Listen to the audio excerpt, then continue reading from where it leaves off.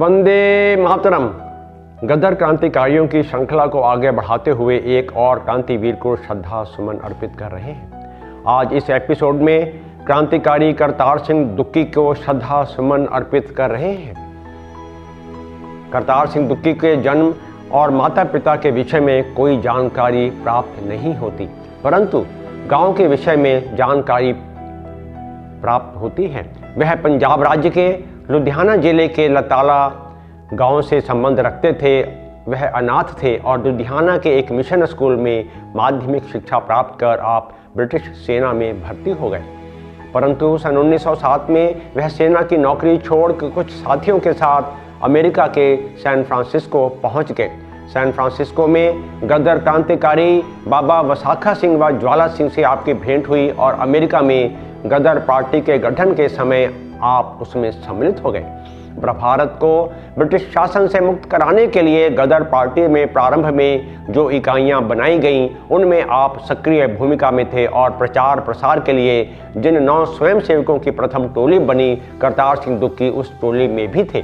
करतार सिंह दुक्की व क्रांतिकारी गांधा सिंह कचरभान को भारत पहुंचकर आज़ादी की क्रांतिकारी गतिविधियों को गति प्रदान करने व समाचार पत्र के द्वारा भारत के जन सामान्य में क्रांति ज्वाला का संचार करने की जिम्मेदारी सौंपी गई थी। सन 1914 में करतार सिंह दुक्की जब भारत आए तो द्वितीय विश्व युद्ध प्रारंभ हो चुका था। करतार सिंह दुक्की गांधा सिंह कचरभान के साथ ग्वालियर पहुंच गए और प्रिंटिंग प्रेस के लिए उचित स्थान भी उपलब्ध हो गया, परंतु इसी बीच सितंबर सन 1914 में बजबज बंदरगाह कोलकाता में दुखद घटनाक्रम ने भारतीयों को झकझोर दिया और कोलकाता बंदरगाह पर आने वाले प्रत्येक भारतीय की गिरफ्तारी होने लगी। भारतीयों की गिरफ्तारी ना हो और वह कोलकाता बंदरगाह के बजाय मुंबई और मद्रास का बंदरगाह चुने। क्रांतिकारी गांधा सिंह हांगकांग के लिए रवाना हो गए ताकि वह भारतीयों को और क्रांतिकारियों को भारत आने के लिए मार्ग बदलने के लिए जागरूक कर सकें। इसी वजह से करतार सिंह दुक्की ग्वालियर में छापा खाना नहीं लगा पाए और पंजाब वापस आकर क्रांतिकारी गतिविधियों को अंजाम देते रहे। करतार सिंह दुक्की ने गदर क्रांति के अध्यक्ष सोहन सिंह भकना के साथ विदेश में गदर क्रांतिकारियों की छोटी छोटी इकाइयां बनाई ताकि अधिक से अधिक लोगों तक पहुंचकर क्रांति ज्वाला को और गति प्रदान की जा सके। क्रांतिकारी गतिविधियों में सक्रियता से पुलिस ने आपको गिरफ्तार कर लिया और 3 वर्ष का कठोर कारावास। सन 1920 में आपको रिहा कर दिया गया, परंतु पुनः आपको नजरबंद किया गया, यानी हाउस अरेस्ट। शहीद आजम भगत सिंह द्वारा नवयुवकों को संगठित करने के लिए गठित नौजवान भारत सभा के आप अध्यक्ष थे। सन 1925 में आप राजनीतिक और सामाजिक कार्यों में सक्रिय हुए और देशभक्त कैदी सहायक परिवार कमेटी के आप सचिव थे, जिसमें आपने क्रांतिकारी परिवारों की सहायता का बीड़ा उठाया था। आपने असली कौमी दर्द नामक पत्रिका का प्रकाशन भी किया।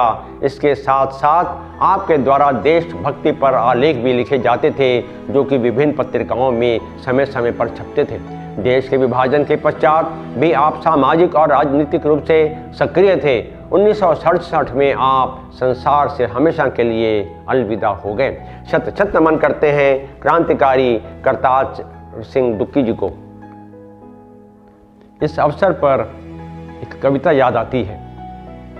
मन मस्त फकीरी धारी है, अब एक ही धुन जय जय भारत। मन मस्त फकीरी धारी है, अब एक ही धुन जय जय भारत। अब एक ही धुन जय जय भारत। हम धन्य हैं इस जग जननी की सेवा का अवसर है पाया। इसकी माटी वायु जल से दुर्लभ जीवन है विकसाया। यह पुष्प इसी के चरणों में माँ प्राणों से भी प्यारी है। मन मस्त फकीरी धारी है, अब एक ही धुन धुन जय जय भारत। अब एक ही धुन जय जय भारत। सुंदर सपने नव आकर्षण सब तोड़ चले मुख मोड़ चले। वैभव महलों का क्या करना, सोते सुख से आकाश तले। साधन की ओर न ताकेंगे, साधन की ओर न ताकेंगे, कांटों की राह हमारी है। मन मस्त फकीरी धारी है, अब एक ही धुन जय जय भारत।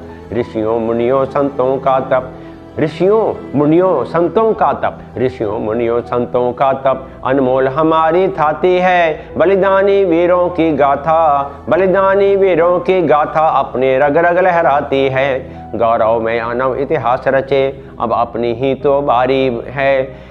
गौरव में नव इतिहास रचे, गौरव में नव इतिहास रचे अब अपनी ही तो बारी है। मन मस्त फकीरी धारी है अब एक ही धुन जय जय भारत। मन मस्त फकीरी धारी है अब एक ही धुन जय जय भारत।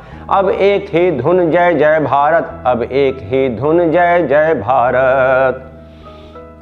मैं आशा करता हूँ आपको यह एपिसोड अवश्य पसंद आया होगा। कृपया इसे लाइक करें, शेयर करें, सब्सक्राइब करें और हाँ, हमें अपने सुझाव भी अवश्य भेजें। जय हिंद।